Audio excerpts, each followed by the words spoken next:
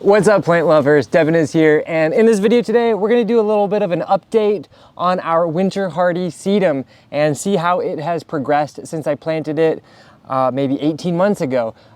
If you are looking for the original video where I give you lots of different ideas how to plant it, where to plant it, as well as cultural information, go check that original video out up there.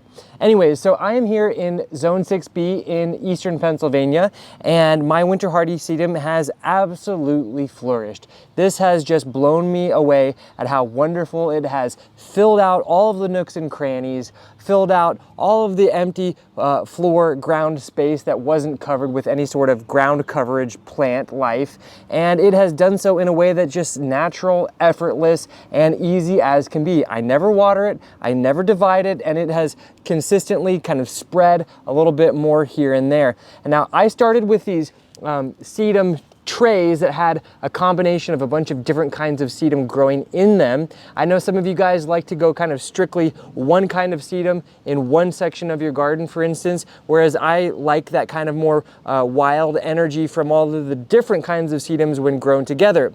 However, by growing a bunch of these different sedums together, there is often the case one particular sedum that does tend to be a little bit more thuggish than the other ones, a little bit more aggressive, and it tends to take over more of the garden space proportionally than I really think it should. And in particular, in this garden, you can see a few different ones that are winning the battle.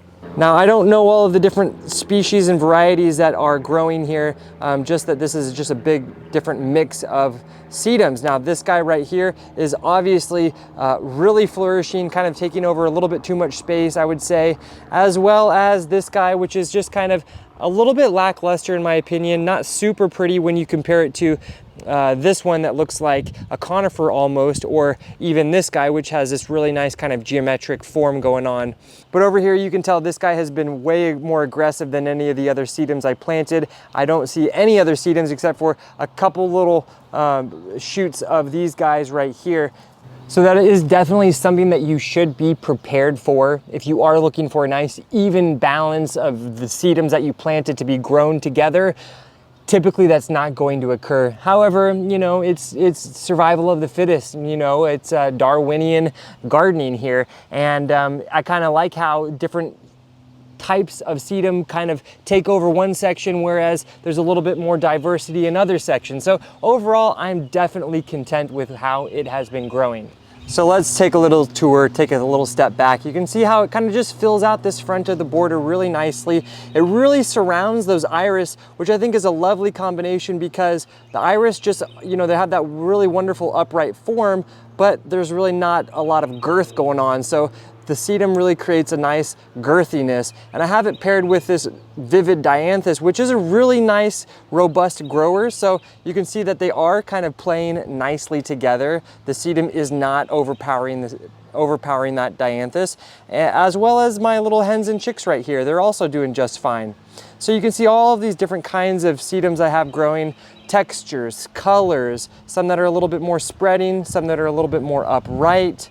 I have not divided, I have not planted more, I have not done anything. They have just simply taken their own course.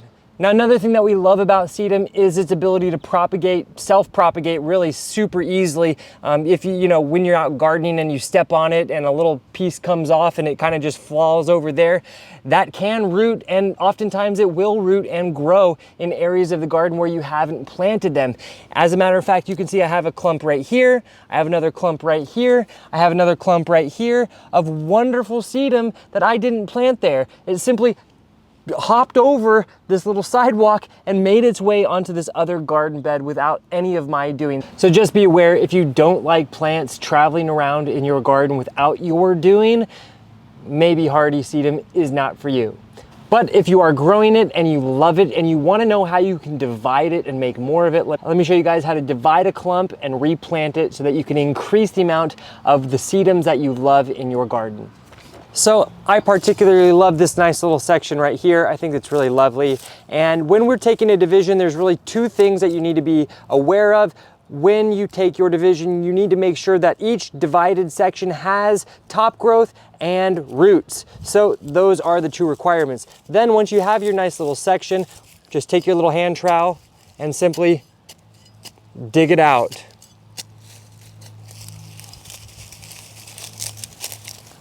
Just like this. So as you can see, obviously I have top growth here, and let's take a look underneath.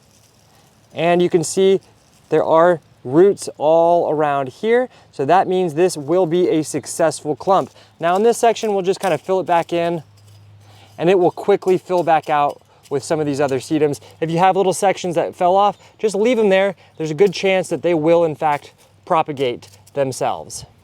Then from here, simply find a new section of the garden where you want to add that sedum. Dig a nice little shallow hole, just like this,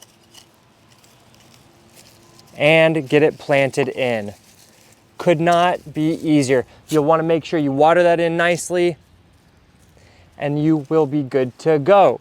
And I forgot to mention that this looks great 365 days out of the year. It's evergreen all year round, so just another added bonus to these plants. They're very drought tolerant, they're very winter hardy. They are a superb ground covering plant.